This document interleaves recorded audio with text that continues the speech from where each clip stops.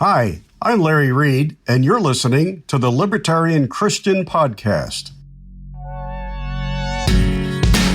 Welcome to the show that gets Christians thinking about faith and politics. Get ready to challenge the status quo, expand your imagination, and tackle controversy head on. Let's stand together at the intersection of faith and freedom. It's time for the Libertarian Christian Podcast. Welcome to another episode of the Libertarian Christian Podcast, a project of the Libertarian Christian Institute. I'm Doug Stewart, and we have an exciting episode for you this week. But before we start, we need to spend a few minutes in Dr. Art Carden's economic imagination. Hello, I'm Art Carden from Samford University's Brock School of Business. Have you ever wondered about the theological meaning of economics and the theological meaning of environmentalism? One economist did. Unfortunately, he passed away at the end of 2018, but in a little bit, we're going to discuss some of his contributions. Thank you for joining us today. We are here to talk about misrepresentations of libertarianism with a familiar voice on our podcast, Dr. Jamin Andreas Hübner. Jamin is a scholar, musician, and entrepreneur from South Dakota. He has 3 graduate degrees, 2 in religion and philosophy and another in economics, and has taught as an associate professor and served as academic dean in higher education. Jamin, thanks for joining us again. Thanks for having me back. So I wanted to talk with you about an article that you wrote back in December, which rapidly got a lot of traction on our website, libertarianchristians.com, the religious problem with the religious problem of libertarianism. It's a very clever, easy to go with title there. Because I wanted to talk with you about this because it seems like that most non-libertarians, at least in popular writings and sometimes even in academic writings, seem to have their own perceptions about what libertarians believe or about what kind of people libertarians are or what kind of politics we all represent. And they just kind of go from their perceptions. And I think this is kind of dangerous because they're kind of misrepresenting a viewpoint that has been kind of thoroughly thought out in a lot of ways. There's always going to be some bad eggs and some poor representations of libertarians out there. I mean, I've probably argued very poor libertarian defenses, on Facebook or somewhere, on blogs and so forth, like blog comments and stuff in my, journey to becoming a more consistent libertarian. There's just so much misinformation out there, and I feel like you're one of the better people to talk to about, how do we confront this? What are some of the types of misunderstanding? Why does this even exist? Like, why can't somebody like Al Mohler do some due diligence and kind of learn a little bit about what we actually believe when he debates somebody like Norman? Because it didn't seem like he actually understood, our position at all. And we're not here to talk about Al Mohler, but that's just the most prominent example that comes to mind. Mm-hmm. Yeah, well, it's a pretty wide constellation of topics. And I think, first of all, we should just be reminded that, everybody's misrepresented or misunderstood at some point in their lives and possibly for all their lives. And that can apply to a person's opinions or their way of life or whatever. And all the more true for groups, Marxists, I'm sure, are misrepresented, feminists, Muslims, Christians, conservatives, liberals. Everybody faces communicative barriers. We have images in our mind. We've sort of been pre-programmed to think about some people and some words and some ideas in certain ways. And, sadly, it's just a dysfunction of language a lot of the time, or our misunderstanding of how language works. And obviously there are disagreements that are genuine as well. But so I think we can, just start from that broader realization that all of us, just as human beings, are throughout the week, throughout our years in life on this planet, trying to, get a handle on what is out there and what people are really saying. So nevertheless, there are, unique obstacles that different communities have. Christians are misunderstood. Libertarians are misunderstood in certain ways. And when you put them together, you have kind of all of those issues multiplied, and then things that are unique to people who identify as Christian libertarians or whatever. We can look at it in that way too, and kind of broadly categorize the fields and semantic domains of misunderstanding through the libertarian economic side of things, the Christian religious theological side of things, and then what is uniquely concerning when these are sort of brought together. And of course, in my mindset, and probably others listening, it's not really something that is so separate anyway. It's really, to me, to be a Christian is to be nonviolent. It's to be critical of empires. It's to be loving. It's to seek peace. Well, that. In other words, it means to be libertarian. Yeah. So I guess that's the way I see it. But yeah. So, but you're saying to parse it out a bit, it might be to say like there's classic stereotypes and misunderstandings of Christians, and then there's stereotypes and misunderstandings of libertarians, and parsing that out a little bit might help understand why Christian libertarians especially are being misunderstood. Yeah. So for example, like Christians today, or at least like in the Western world in the 20th, 21st century, in that general arena, that might mean, okay, I am a Christian. Well, people might hear that as, okay, you're sort of a judgmental person, or maybe you're anti-intellectual, and believe whatever the earth is 6,000 years old, or whatever issue is considered anti-intellectual. You're a dogged fan of the Republican Party. You'll never vote for anybody else, especially in recent times. That's sort of what it means to be Christian, sort of. So you have those specific issues. Libertarianism, as you know, that could lead to different stereotypes and problems like, okay, well, this is an extreme ideology. They don't win elections, and they're therefore irrelevant. Another would be, okay, libertarians, well, they promote selfishness and isolationism at the expense of community values. Or, they support these contemporary failures of capitalism and all these international corporations using the government to force people to buy their stuff or whatever. So there's so many issues you can see then when you put them together. And what we've seen in contemporary discourse, like from Mohler and other prominent evangelicals when they talk about this, are things like, well, Christian libertarians, well, they promote disorder. They all this talk about the problem with government and the problems with empire building and so forth. This is just going to lead to anarchy, and that's obviously a problem.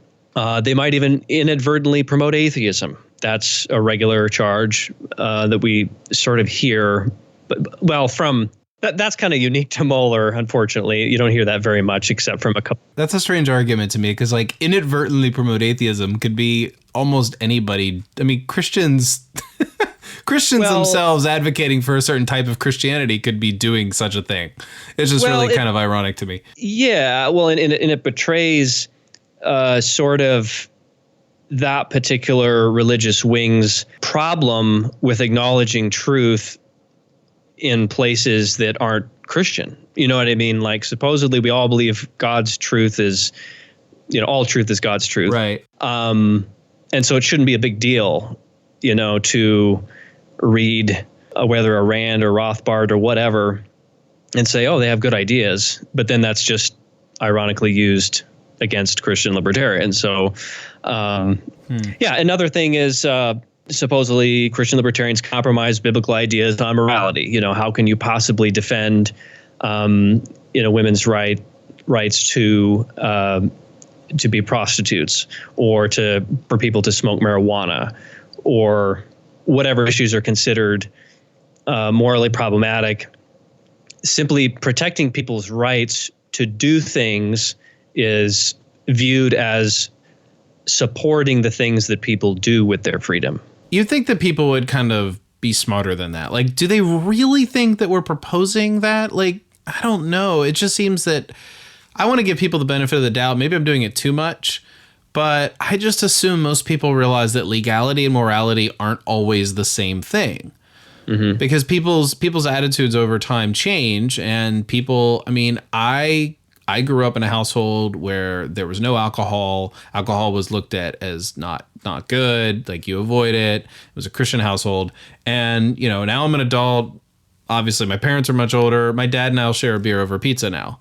Like changing attitudes aren't because like, I don't know. I could just think of like a cultural shift. I know that's not about legality or legality per se, but like just the idea of a cultural shift and people kind of having this view that like things can change. And so with these cultural changes, I don't know. I just don't understand why. Maybe that's just a kind of a weird flow of thought, but like, I don't know why people think legality and morality tend to go hand in hand. Like, come on, give us the benefit of the doubt. Just, you really think we think it's like Christian? Well, I'm a Christian. You really think I'm okay with prostitution? Or can you separate the legality from the morality? I just don't understand why people don't do that more readily. Yeah, well, I think in conversations, and especially when we're in apologetic mode, when we're trying to stand up for our own position, we tend not to consistently apply things that we know are the case, like that distinction you mentioned. Most people would acknowledge there's a difference between legality and morality. But when it's convenient for your argument to ignore that, that's often what happens. So, yeah, it's difficult when, you know, the context of these discussions are public forums and radio shows and other things. It's not, you know, a few blog comments or something, but people in prominent positions, they have thousands and thousands and thousands of listeners who will believe generally what people say because they trust that person. And so, you know, like, I don't like writing articles, blog posts like the one I did on Dr. Ashford, but when you're in a position of power, you have an audience, and there's all these other claims that are there. There's all kinds of presuppositions that are there. There's a certain responsibility that a person needs to undertake to ensure that what they're talking about is at least somewhat, you know, well defined and researched and so forth. And so, you know, a lot of times we mostly just ignore a lot of that some of the time, and we do that. There's just no sense in trying to respond to everything. Right. But sometimes we got to be reminded, at least for the audiences that maybe are trying to sort these things out, that there's another story, right? And there's another way of looking at things, and this isn't simply the way things are. And we shouldn't be scared about these libertarians who are plotting to take over the world and leave you alone. Right. As the good meme says. As the good meme says. That's great. So, you know, one of the thoughts that I've had when I debate people on Facebook, and it's not like I'm formally debating them, but I get into these arguments about, you know, who believes what. And when people attribute beliefs to other people, so for instance, Ashford attributed beliefs to libertarians about the world, about our theology, about, you know, like just general presumptions about how the world works, things like that. When you make an attribution to somebody, you tell them, well, you must believe this or you must believe that. Is there room for telling that person that they believe something, but that person doesn't quite realize it yet? You know, and it brings to mind the sort of, oh, well, they don't understand what libertarianism is, or they don't understand what democratic socialism is. Insert anything. And you have somebody refuting an argument against something, you know, and then a defender of that ideology or political position or whatever says, oh, well, they're just misrepresenting. They don't really know what we believe. Like there is a sense in which some arguments appear to be that way, you know, on the internet. How do you suggest we like get beyond that? And like, I mean, obviously one of them is to just like literally spell it all out, but what are your thoughts on that phenomenon? Well, that's a really complicated question because it involves judgments about people's motivations. And that's always dangerous work. That's always risky work when we go about assuming that people are saying things or doing things for certain reasons. And, you know, we all have certain tendencies, and in some positions we can be in a informed position where we sort of know where things are going to go and where a person's journey is, and especially if we compare it with our own and it's similar, you know, we say, well, I remember when I was thinking that way, you know, or I remember when I was voting that way or whatever. And yeah, I mean, and libertarians do the same thing. It's like, what's the difference between a minarchist and an anarcho-capitalist? 6 months or 3 months or something like that, right? So the assertion there, of course, is that, well, you'll understand and you'll get it. And I just mentioned that because, well, first of all, I mean, I make those type of judgments too, and they work in my favor. And so there's no doubt that other people might be able to make the same type of judgment, and they may end up being right. But the whole thing is pretty hazardous. And that's, I think, the important thing to underscore. The other thing to note, I think, in the way that you frame this and talked about it in the context of like Facebook discussions and so forth, is that we have to be careful about knowledge claims in general and what it is we're doing when we're trying to pin down people's beliefs. And we have to ask, to what end are we doing this? Is it really for understanding, or is it to really put people and different ideas in a comfortable distance away from us so that we don't have to deal with it? You know what I mean? So that's kind of a whole nother dimension, because, our beliefs are very close to us, and there are good reasons why people say when you go to Thanksgiving dinner or whatever, you don't talk about politics, religion, and money. Those are the things that you just don't talk about because they're so personal to a person. Yeah. But so, yeah, I mean, we have to develop the sensitivities that are appropriate and make it clear why we make the types of probing questions we do, the types of knowledge claims we do. And so the ethos doesn't become sort of hegemonic and domineering, so that, there's a problem when you're always saying, well, I just know what you think. You know what I mean? It's like, well, right. No, the language is, I was just writing in an article today about language and metaphor and how, words don't define anything. They don't define meaning. What they do is they try to capture meaning. And so words are they're loose approximations. They're underdetermined. It's kind of like the tip of an iceberg. And so what we're dealing with people, and especially this is important when we're just typing words on a computer, is people are trying to get their meaning onto a page, and then we're trying to understand it from that medium into our minds and figure that out. So we just have to remember that language is always inadequate, and that often we might have more in common with people we disagree with than we realize. And I think that's especially true with economics. We all want to see poor people get enough to eat and improve their living conditions, right? So if you're... Unless you're a wealthy capitalist. No, that's all they care about is themselves, Jamin. Don't you know this? Yeah. It's just a fundamental principle of the universe. Right. The rich people are only about themselves. Yeah. Yeah, well, there you go. So there's my conversation ender. Yeah. So we have Christians, have the... the stereotype and misunderstandings in libertarians, and how does being a Christian libertarian kind of put us into both traps, if you will? Well, I mean, it's not very difficult.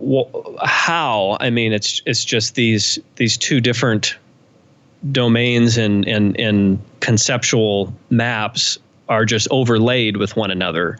And if you read my article in the Christian Libertarian Review, Volume 1, the first article there, I sort of outline what those four, in my case, four different overlapping themes.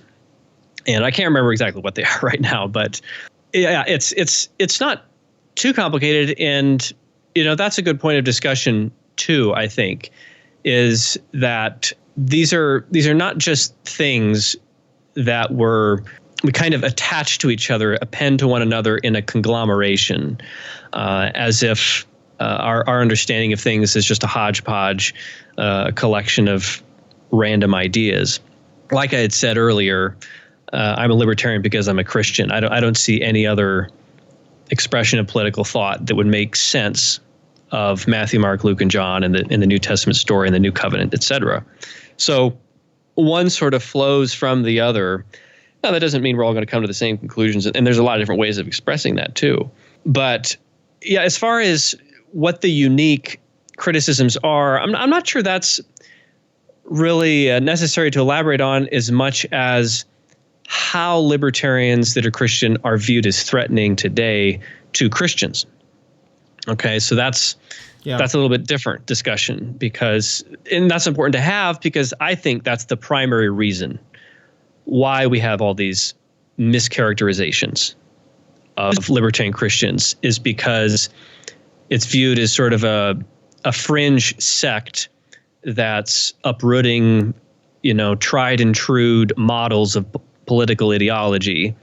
And that's a threat to God's kingdom because, well, et cetera, et cetera.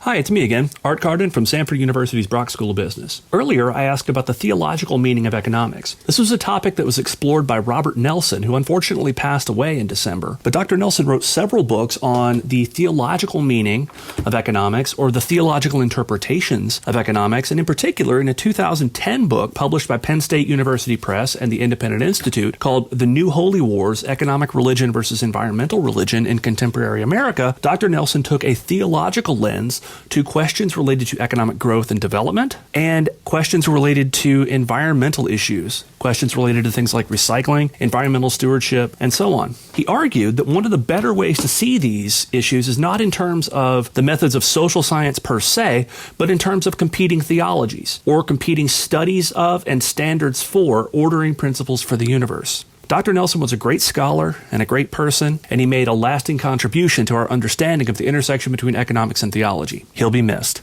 To get more practice with the economic imagination, visit libertarianchristians.com/artcarden. And now, back to the episode. Yeah, well, no, I get the thought. I mean, I've actually written a little bit about the social phenomenon of, evangelicals and, because that's just kind of grew up evangelical, et cetera.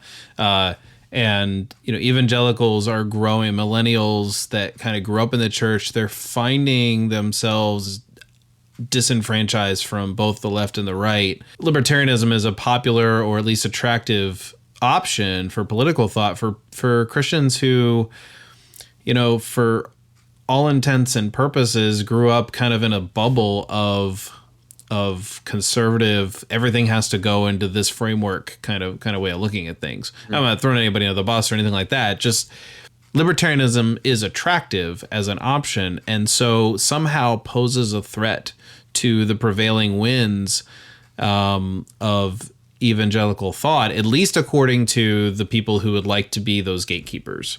I'm mixing metaphors all over, but I think people can follow what I'm trying to go with here. Yeah, well, I think you're generally right. And mixing metaphors is great, by the way. Oh, good. So. Yeah, you could probably elaborate better than I could summarize. So go on. Well, we're all in a particular situation of our time and culture, and we're in the 21st century. Most of the people listening are probably going to be in the English-speaking world. Well, they're going to have to be to understand what we're saying. Probably in the Western world, in Europe or America, and so we have a lot in life. We have to deal with things that people didn't have to deal with 500 years ago and that people won't deal with 500 years from now. And so we have to figure out kind of what those are and, what is the best way of addressing these issues in a way that's Christ-like and edifying to all parties involved. And the tough thing about dealing with conservative political ideology and conservative theology is the same, is that conservatives tend to conserve. And what that means is that they naturally are suspicious of change. Now, that can be good or that can be bad.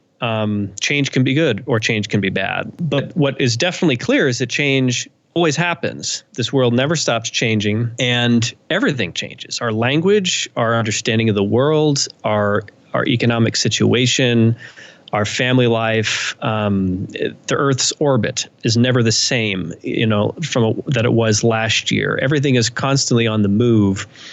And so that's what living is about, is living in this organism we call life and doing the best with what we're given and trusting God and looking for guidance. And that might require innovative answers. And so that's, I think, the hardest thing not just for political conservatives, but also those who would identify as on the left or liberal or whatever, is that what that might imply is that at some point, the regular trust we've had in the political system may no longer be legitimate.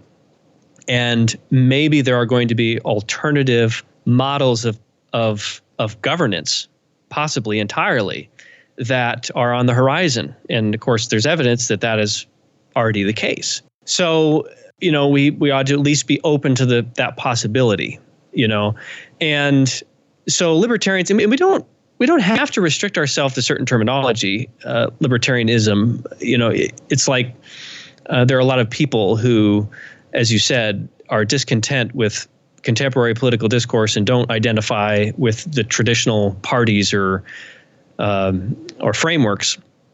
And so they're not sure what to do. And as you said, they see things like libertarianism or things approximating it as attractive. And so when in terms of the broader topic of this podcast, when we're having conversations, we're having dialogue with friends and people who are in that middle or uncertain space, I just think it's important that labels can help, but they can also not help. And I think it's more important that people get into the world of Jesus of Nazareth and they come out changed. And I think if they really do that, if they really do experience what was going on in early Christianity, they're going to come out and they're going to have serious reservations about just doing whatever Caesar says. And they're going to have serious reservations about an ends justifies the means philosophy, where we can just enact coercion through various means, and that's just okay. You know what I mean? So I don't know if that helps sort of address. I'm painting in different strokes in different directions here. So if that sort of addresses one of your concerns, but it's at least what I...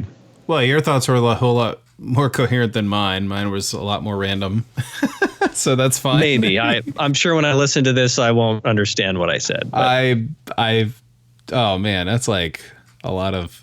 I do that enough to make me feel a little embarrassed about it, listening to previous episodes, because I'm on here a lot. So yeah, you got to say what you got to say.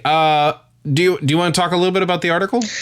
Oh, we can. I mean, I don't know if our listeners, I'm sure we have listeners who don't regularly read all of the articles and stuff. I mean, if you're on our mailing list, if you visit our blog, libertarianchristians.com, and read our blog, if you are on our Facebook group or follow us on a page, I mean, I hope this article has come across your eyes and that you've had time to read it. But I mean, give our listeners a taste of what they're missing or what they need to go back and read. Okay, well, at the risk of giving more energy to something that may not deserve it, but Dr. Ashford, a provost at a Southern Baptist seminary, wrote an entire article on what's wrong with libertarianism, and he's addressing a Christian audience, and he includes some interesting information and does not really do a very good job, from any account, as far as I can tell, representing what he's talking about. And sadly, this isn't really abnormal. If from and that's what I addressed in the first part of the article, is from what context does an article or an essay like this emerge, right? It doesn't just come out of nowhere. There is a certain agenda, and I don't want to sound too postmodern literary critic-ish, but we have to be frank about why certain things are written, and sometimes the motivations are there in front of our face. And because there is a track record, a history of certain critiques of Christian libertarianism by Southern Baptist folk and leaders, we can piece this together, and it's a continuous narrative. It's something that's just kind of going on and on. Right. You're not just speculating. Yeah. And I haven't read that or my reply in a while, so I don't remember all the details. I write a lot. But Well, I think you started off it caught me. You started off with brilliantly, and you said you don't really understand why it seems like Southern Baptist folk are threatened by the prospect of libertarianism. And by using the word threatened, it's like, that to me indicates that there's something like whatever is part of that narrative and context of like why he felt he had to write this article. There's this growing presence that libertarianism is threatening whatever it is he thinks it, his Christian political way of looking at things. Well, at the risk of oversimplifying, and I don't want to alienate my Southern Baptist friends by any means. And I have a lot of different friends who are different ministers of different denominations, and I have nothing personally against Southern Baptist pastors or anything like that. I will confess up front, though, I am in no way supporting of the Southern Baptist Convention as far as an institution goes and what it stands for. I could rant and rave about it all day long, and I don't see any serious problem with its decline in the last 10, 20 years. I think deadwood in the forest needs to be allowed to burn so that the forest can survive. And there are many denominations that need to die and so on. So that's sort of where I come from. And I'm oversensitive to this a little bit because I was laid off by a Southern Baptist pastor and president who is extremely loyal to the Southern Baptist Convention. And so what that mentality often entails, and this is not characteristic, again, of all Southern Baptist pastors, and it's a denomination I'm familiar with on a lot of different levels, so I'm not speaking from ignorance, but is that basically if the denomination does well, then God's kingdom is doing well. If the denomination, and this is not true of just the Southern Baptist Convention, it's true of denominationalism, right? It's this idea that, okay, we have a monopoly on theological truth. This is the pathway to the kingdom. We're the best, rah, rah, rah, blah, blah, blah. If this denomination succeeds, the kingdom of God succeeds. If this denomination is doing poorly, then God's kingdom is doing poorly. That's the same mentality that you have also in the political arena. If the Republican, neoconservative, Christian right party constituency is doing well, then Christianity is doing well. And if Christianity is going to do well, then the Republican right-wing party also has to do well. So you see how these equivocations are made. You see in this framework how things function and they relate to one another. And that's what I sort of sketch out in the early part of the article. As far as Dr. Ashford and Moeller and others are concerned, there is no hopeful future for Christianity if their denomination is doing very poorly, as far as I can tell, because that's the way it's generally presented, right? Okay. Let me play. Yeah, no, it makes sense, and I think I would tend to agree with you, at least in the whatever you could call it, the body language and sort of general tone that you hear from, an attitude you hear from, kind of the leadership. But I would venture to say that if you and me and the Ashfords and Moellers of the world were, well, shoot, I guess we're probably not sitting at a bar having drinks together with them. But if we were hanging out, having coffee with them, they would tell you that you're misrepresenting them, but that they, of course, believe that their denomination isn't the only thing that's indicative of the kingdom of God surviving. That's perfectly possible. I'm almost certain they would tell you you're misrepresenting them. Right. And I would say that's perfectly possible. And I would hope that's not the case. But in the spirit of Jesus of Nazareth and the New Testament and all of that, actions speak louder than words. And so then we sort of get back to that question you had earlier about, well, how do you know what people believe? You say this, but here's what you really mean. Well, as the verse goes, you'll know them by their fruits. And you can talk something, you can say things, you can present your beliefs on a piece of paper, and you can say certain things, but when your behavior consistently betrays that, well, that's what you believe. And actually, there's a really good study, the term belief in Kaufman's In Face of Mystery, and in another book, I can't remember which one, how the old understanding of belief was just that. When like a credo in Latin, like I believe, that was simply saying this is the way I live, right? It's not just like, well, here's my propositional mental content written on a piece of paper. That's not what it means. So it's like, okay, if you say that these things are not important, if you say that, say, for example, you don't absolutely have to vote for Trump, you don't have to support this party, okay, well, let's look at what happens when people say that, because I think that's one of the big issues with libertarians is it's stealing votes, right? Mm-hmm. That always comes to people's mind is that, well, at the end of the day, what are you saying we should do when elections come around? And any sign of ambiguity is viewed as a problem, right? Mm-hmm. Even if you're just asking questions that cause people to think in a different way, like, maybe I'm going to vote for somebody else. Maybe I'm going to stay home. Maybe I'll only do half the ballot. This scares the pants off of those who for decades and decades and decades have been raised to believe and to live a life that says it is your absolute duty before God to go into that booth and vote a certain way, right? I have a relative who is a one-issue voter, will never, ever, ever vote for someone who is on a different perspective on that issue. And that's explicit there, right? And so what's unexplicit for others is that anything that threatens a certain party, that's viewed as a problem ipso facto. And so that's what I think.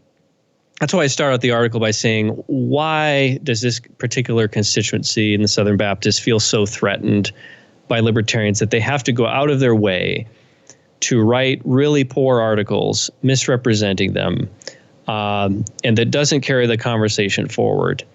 Well, again, it's because of the mindset I just described to you. I think, and there could be other reasons. And the good thing is that if we can keep the discussion civil and have a dialogue, we can learn. We don't have to, as I said in the article, we don't have to imagine what it is that we think is the case, or what we should do, what we believe. Libertarians don't exist in zoos. You can talk to them, right? We don't have to imagine and do a Google search and like, oh, libertarian, what do they think? It sounds kind of weird. They say that they support this and they're, and you get, it's just like this really haphazard. Yeah. Well, and not only that, it's not as if there isn't a website that explains, what Christian libertarians believe, which I realize isn't representative of every individual Christian libertarian, but like libertarianchristians.com has done a pretty darn good job over the past 10 years fleshing a lot of this out. Like, it's not even like he had to do the work of going to a whole bunch of secular libertarian sites and then going and reading some, scattered random Christian political sites. When you're in a position of authority and dominance and part of the consensus, you don't have to do that. Right? It's kind of like when a corporation gets market dominance, they get lazy. And then another company that wasn't threatening to them gets larger and it threatens their existence and maybe overcomes them. You see this with the rising of empires too. Look at Assyria and Babylon. Assyria conquered the northern kingdom of Israel in 722 BCE, and Babylon was just a vassal state. No big deal. They were under the authority of the Assyrian Empire. Well, Babylon grew, it got more powerful, and they became the domineering force of the ancient Near East. And so it's the same with political ideologies and denominations and other things. When certain concentrations of power reach a certain size, they no longer have to do what they used to do, and they can get away with sort of a really reckless critique, you know what I mean? That has possibly no substance at all, or is just very misrepresentative. And that's the other thing too is it's like, well, who's going to read my article? It's like, well, this audience is probably going to be small anyway, right? So what are the chances that a lot of Southern Baptist people are going to hear this? Well, that's something that's, I think, underestimated in this case. I received a lot of emails from different people, and who are like, hey, dude, I'm Southern Baptist and Libertarian. We got Southern Baptists contributing to our journal in Christian Libertarian Volume 2 coming out in the next few months. And so on that front, there is a shift that's happening. Like you said, there's those people who are discontent, and it's starting to make a big deal. And that, I think, is one of the precipitating factors for this type of criticism. Yeah. Well, I mean, hey, you wrote it in December, and it made it into the top 10 articles on libertarianchristians.com of 2018. So it got some traction very fast. So that's good. We've talked a lot about, the misrepresentations here, both because we're Christians and because we're libertarians. I mean, how do we move forward? I mean, what are some, do you have any practical thoughts on how do our listeners move forward? Because, I mean, we're all going to be engaged in conversations with people, and, we want to avoid misrepresenting as well. But also, how do we engage in conversation? Well, this is going to sound kind of strange to some, but what I've learned, and what a lot of rhetoricians and other people and public intellectuals have found out, is when we're having intense discussion with people with whom we disagree, strangely, one of the best strategies to have is to ensure that the people you're talking with, you continually give the microphone to them. And this is for a lot of reasons. And what I mean by that is that, say, for example, I'm having a conversation with a friend, over coffee, and they're pretty flustered. They're just like, gosh, these libertarians are just so dumb. Kind of like Ben Shapiro and Ann Coulter, who are often have said libertarians are just stupid. They just can't get it together. What's their problem? Our initial instinct is to get really defensive, to provide all these reasons, this whole logic, and then we're going back and forth, back and forth, back and forth. What we could do instead, if we're having that type of conversation with that type of person, is say, okay, just very, politely ask questions about how to actually expand on that. Like don't respond to it.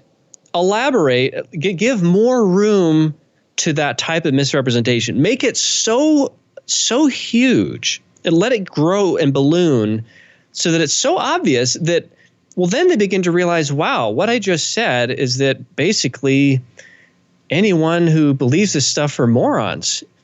And then it's like, well, but wait a minute, you're not a moron. You know what I mean? Like, people realize that, okay, I'm starting to sound a little bit triumphant here, a little bit carried away. And then that finally opens the door for us to clarify things a little bit. And it could be a reasoned discussion. It depends on who you're talking with. But I think we often have to point the direction not just to books and articles, but to people's behavior. It's like, okay, you think, libertarians who are Christian are so terrible and disruptive and et cetera, it's like, well, how do I live my life? And assuming you have embodied some of these things, it's not just canned beliefs, in your mind. How did you live this week in light of what you say, or in the last year? Or you could point to good examples like Ron Paul. Really, is he just okay? He's a physician. Is he really that dumb? He's the way he talks is pretty civil. A lot of his ideas has been vindicated about wars and the Fed and et cetera. So all that is to say is, it seems very unnatural. It's very difficult to do.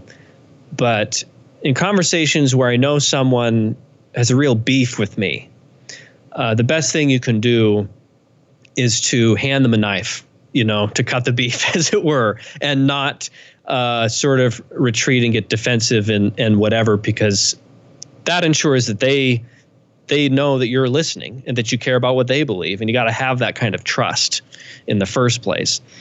Now, I'm really tempted also to just respond to all these things, but as you mentioned, and as it's already been clear, there isn't more than enough writing and podcasting and material. That's really not been the issue, right? The issue is not the lack of material. It's just a spirit of genuine dialogue and learning from each other. And I wish I knew better strategies of how to encourage others into, treating my views more fairly. And it's hard doing that. But it may require that we have to revisit things. I changed my views on a lot of things because I read books that are forbidden and that I thought were stupid and blah, blah, blah, blah, blah. And now I've come to realize it's not so ridiculous after all. And so, we have to see ourselves as part of a mutual conversation, and that we're all trying to figure out each other a bit, and to refuse to participate in the tribalistic wars that draw lines in the sands prematurely, and we play this game that you see so frequently on media and YouTube channels of one-upmanship and performances that get lots of clicks, and it's entertainment. But at the end of the day, that's all it is. It's clicks and entertainment. And so if you're in the entertainment industry, knock yourself out. But most of us aren't talking about these things for that reason. At least I hope we're not. So I don't know if that really helps things going forward so much.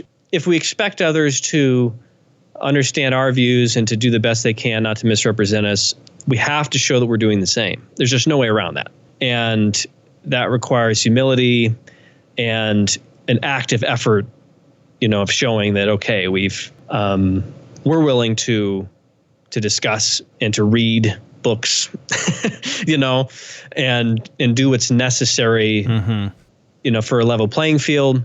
Hopefully others will do the same, and that expectation isn't so unreasonable. We don't have to be angry about it. It's easy to get angry about it.